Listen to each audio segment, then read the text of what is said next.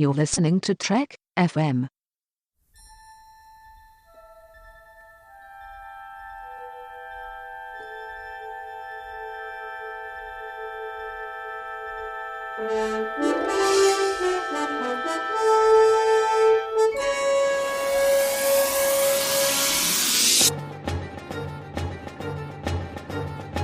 Welcome to From There to Here, Trek FM's 50th anniversary rewatch project, where the hosts of the network get together and talk about all 729 episodes and movies of the Star Trek franchise, and we discuss them for you over your morning bowl of bouillon soup and pecan pie and mushroom soup. I personally like having, my Leola root crunch in the morning, my breakfast cereal. Leola root crunch? Yes. Sponsored by... It's sort of like a grape nuts, but even worse. Excellent. Even worse. but it's good for you because it doesn't taste good. Well, today we're talking about two wonderful episodes of Star Trek Voyager, Prime Factors and State of Flux. Aaron, could you do me a favor, please, and give me a synopsis of Prime Factors? Voyager gets a distress signal from an alien race, and it turns out the alien race isn't in distress. They believe that Voyager's in distress. Basically, it's almost like they're bored and they need some shore leave. So they go to this planet, and Harry Kim, as Harry Kim does and always will through the rest of this episode, kind of falls for a girl, probably not the right one, and they go off on this teleporter to an alien planet and... basically watch the sunrise, and he's a little confused because they left and it was nighttime. And she said, "Oh no, this isn't the planet that we were on before. They were something like 40,000 light years away from the planet that they were just visiting." So of course, instantly, Harry thinks this is something that can help get us home, and this is where Voyager and their crew end up being the other side of the Prime Directive. This planet basically says, no, we cannot give you this technology because we don't know what you'll do with it. And Janeway basically, accepts that, except other parts of the crew don't. And that's where we're left with basically this kind of Maquis-type operation to try and get the teleporter platform device that will hopefully envelop the Voyager and fling them 40,000 light years closer to home. You know what I got to say about being on the other side of the Prime Directive? No, what do you have to say about that? It is not at all pleasurable. Shar and Tristan will thank you very much for that little bit of homage to the journey. It is not at all pleasurable. They had interesting clothing accoutrements, and they had like this sort of thin filament type of thing in their hair that made them look almost like... we got no budget for aliens. What do? Let's put stuff in their hair. Wires. The wires. It gives them sort of that halo, a little bit of the Italian Renaissance sort of Catholic painting kind of look to their might be a little bit of angelic. My kids have one of those things, and you dip it in the bubbles, and then you run around the room, and then bubbles come out of it. That's what that looks like to me. It does. You're right. They had let's say their planet had a weather machine that basically was also apparently makes sound. So they thought it was a music device. Well, I thought it was music too, man. I've heard some German music that sounds like that. Like that 80s, 70s prog rock. That's totally what that was. And it sounds very much like pretty much every alien musician device that they bring aboard, like Next Generation or Deep Space Nine. It just has some, atonal sounds and oh, that's an instrument. Music. No, it's a weather machine. Well, at least this time it wasn't actually supposed to be an instrument. And their society was interesting because they really... I thought what was pretty cool was that they asked permission to tell someone's story. Mm-hmm. Like, hey, can I tell this story to somebody? And they're like, well, yeah. And it's like, no, we really value stories, and every story has a type and it has an owner. And I thought that was kind of interesting. And it's you can take it and you can stretch that analogy to what currently is happening with fan films. You can take that and talk about kind of your own personal story. I know that a lot of times that, you'll have a family member who will basically say something and tell, oh, so-and-so's dating, this person, or they're having problems, or it's like, and it's not their story to tell. And you've heard that saying before. And I think it's kind of interesting that they expanded that into an entire society where, in different circumstances, they could have actually bargained for this technology with a book of Shakespeare.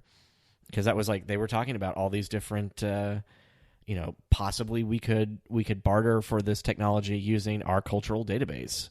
We asked to share the story. Are you kidding, man? Back on Earth, we got something called Facebook, and people just repost whatever they want. Exactly. Well, then you put it to private, I guess, so if you don't want somebody to share it. But this is an okay episode. I mean, it's it's neat. It's an average episode for season one. I mean, Again, they're not going to get home. I mean, that's like, crushed my heart when I was 14 that they didn't get home at the end of this, but, I don't think so. I was very gullible when I was 14 years old, so. You were the Harry Kim of your family? Yes, I was. It's like, they didn't get home again. This is awful. How long are they going to be in this quadrant for? I'm really glad that you were grown up when Gilligan's Island came out. I was not grown up when Gilligan's Island came out. So. Okay, well then. That would have been sad, I guess, because they never got off. Yes, sorry. I meant you were born after Gilligan's Island, is what I meant to say. So it was already in the cultural lexicon. I think that was... It was a good episode in the sense that it's like, okay, it's them interacting with a different culture and stuff, but there was nothing that really jumped out at me as being, critical to Voyager knowledge or anything like that. Well, there is one thing. That scene at the end when Tuvok is talking with Janeway and he's justifying his actions to her, like, that's pretty important for their character. Like, she is crushed by what he has done. Like, he has betrayed their friendship to a level like never even before thought plausible. When Tuvok came in, that first time I watched this episode, I'm like, oh, they're in trouble. And then he's like, oh, he's helping them. So like I remember watching these episodes for the first time when they aired and how I reacted to them. And when he got involved and wanted to be the one to make the trade, I was like, oh my goodness. Yeah, that actually, you're right. That it also gives us more about the relationship than I think we actually had up to that point, because you hear about it. It's like, oh, we're good friends, but this really, her reaction to what happened really cements that, oh, wow, this is not just a I know you from Starfleet kind of relationship. So, yeah. No, like that's a pretty important scene at the end of this. Yes. So, but that could have easily been put into a different show. Mm-hmm. Yep. So. Anywho, shall we move along? Because you look like you are in distress. It's not at all pleasurable. So our next episode is... State of Flux. State of Flux. So this episode, we have a landing party. This is where we get the staple, that's something that is very important for all of Voyager, Leola Root. Mm-hmm. Which is also ginger that has been painted a different color. So they're on a planet. They're looking for food supplies. They find out that in orbit there's a Maquis, not a Maquis ship, sorry. In orbit, they discover there's a ship, and it turns out that it's actually Kazon. And there are a couple of different people on different parts of the landing party are out and about. So when the Kazon show up, you're not quite sure where people are, who's doing what, and the rest of the episode is very much a kind of try to figure out who gave the Kazon some technology. There's very, and you don't even know what the technology is. You just know that it's caused an explosion on a Kazon ship. Mm-hmm. And... Well, we find out it's a replicator. At the end, we find out it's a replicator, but we don't know that. Basically, you're thinking, oh, they had stolen weapons or something like that, and it's not stolen. It turns out that it actually is a Voyager crew person.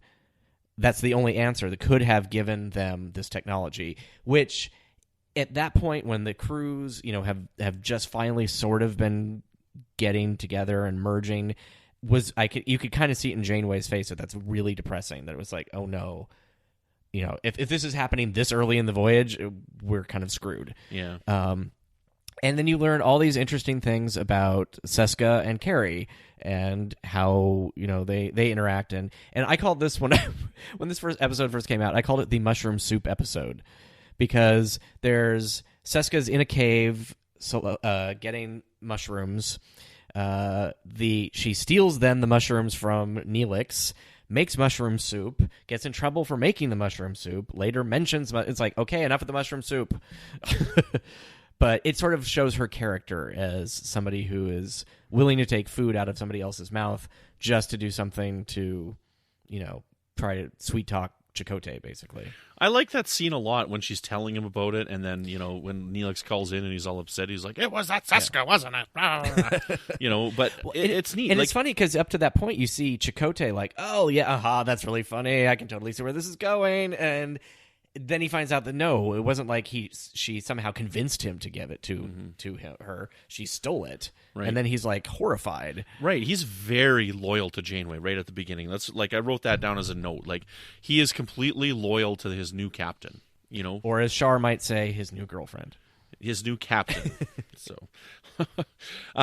but it's interesting. I mean, we get some extra storyline about how Seska and him were an item at one point, right. In the past, and which is believable, right? You get all this past information that will slowly get delivered to us throughout the series. But we get another staple of this one as well for the next 8 seasons, which is Maj Kala, because we never seem to leave Kazon space. Well, we eventually do. No, we don't. Well, we come back in like flashbacks and quantum. Yeah, you're right. Okay, we never leave. We never leave the Kazons. Even the Kazon are even in Endgame, aren't they? They might be. Yeah, oh, I don't think they are, but I don't remember. I don't think so. We're being silly now. But I think it was interesting that there's this whole thing about Bajoran blood factors, and we find out through this that Seska is actually a Cardassian. She's been genetically altered to look human, or not human. Sorry, she looks Bajoran, and she kept going on about there was this kind Bajoran woman named Cattell who it was a Cardassian woman who helped her when she had this problem in one of the Cardassian internment camps. And it was kind of interesting. I wondered this at the time, and I still have never found any information about it, but I wonder if Cattell is actually Seska's actual name. I like because that. She seems like she actually would be full of herself enough to call, this kind woman helped me, and that kind woman just is actually herself. I like that. Herself. I got to talk to Martha Hackett at a convention a couple of years ago, and I got to ask her, I said, when did you know that you were going to be a Cardassian spy? And she's like, when I got that script. She didn't know before this. So prior to State of Flux, she didn't know that this was going to happen at all. So I think that's kind of interesting. Yeah, no, I as an actress too, I wonder what she thought of at the time. Obviously it's been tempered over history, but at the time in Star Trek conventions and stuff, was she sort of like, ugh, I don't like you because I don't like Seska? I've always wondered the person who plays the bad guy, how much of that gets translated, because you and I and people on the network and everybody sort of like, we pull this apart, we talk about it, we know these are actors playing roles, and every once in a while you'll go to a convention and you'll see somebody who you can tell is just not making that connection between this is actually not a real person, a real character, or the character is not a real person, and then there's an actor behind it, and they'll ask the character, now I'm doing it, they'll ask the actor questions that, they were in the show, they may not have even watched it after it was filmed, they don't know, and you can just see the disappointment on the face of the person, like, well, how do you not know that? How are you not living this character? So I've always wondered if somebody like Seska, Neelix, anybody, those characters that these actors inhabit, if they get strange reactions from fans sometimes. Yeah, you never know. Like it says, she is a bad guy, but she's a cool character, and it's neat to see them. Like I think the bad guys are some of the best characters, like Gul Dukat. Well, and she comes back later, which is kind of fun, and just the different. There's a couple different iterations of her, so I think that's pretty. They utilize her well throughout time. Let's put it that way. Mm-hmm. Yeah. Well, that's about all I got to say. You got anything else you want to add? No, I think that pretty much covers everything. I did like that Chakotay did get the line. It's like, you were working for Janeway. Seska was working for the Cardassians. Was anyone working for me? That's a great line. Yeah. So I love Chakotay, and it's just feeling a little like, am I alone here? So that was, I like the little bits of Maquis life that we got. That it peters off pretty quickly at this point. You don't get much. You get some information when they find out about the Dominion and the Dominion War, but it's still not the same level of feeling more like a separate crew. I always felt that was something they could have actually stretched out and made a little bit more of a bone of contention.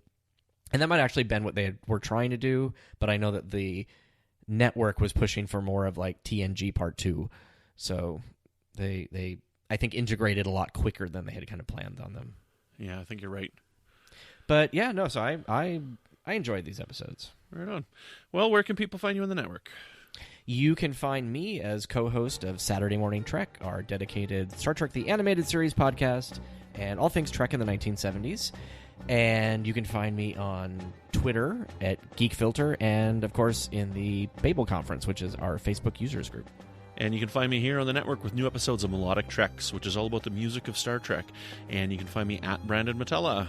And join us again tomorrow as we talk 2 episodes of D Space Nine, Distant Voices, and Through the Looking Glass.